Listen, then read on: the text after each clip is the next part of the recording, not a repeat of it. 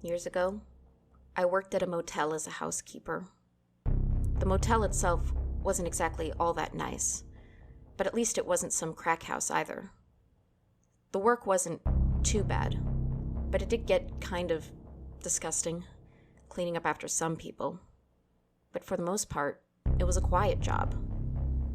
There were a few things some of us worried about when working at such a questionable place. One of those things is being attacked by a crazy guest. And it actually happened to a woman who used to work as a housekeeper at the motel.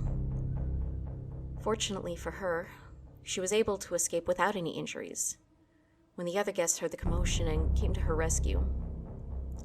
The other thing we fear as well, when we walk into a room to do our daily cleaning, is finding a dead body.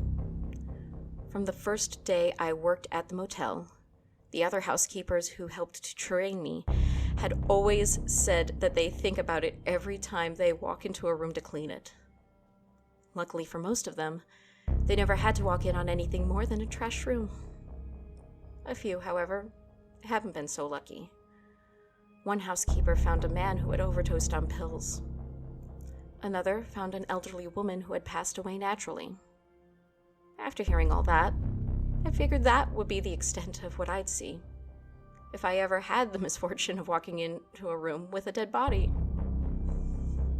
Unfortunately for me, that didn't end up being the case. One day, after cleaning a few rooms that just had guests check out, I finally came upon a room that we knew still had a guest checked in. But because he had hung a sign on his door indicating that it needed to be cleaned, I let myself in. Just like routine, I first knocked and announced myself. After getting no response, I finally used my key to let myself in. And that's when I walked into a sight that I will never forget.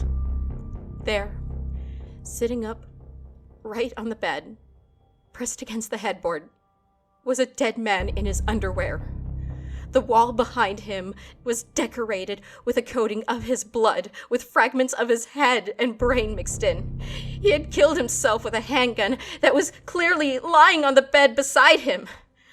As horrific as the sight was, the smell was even worse. I remember screaming and just running as far away as I could from the room. I don't remember much other than the cops arriving and the manager trying to calm me down. I quit the job the next day.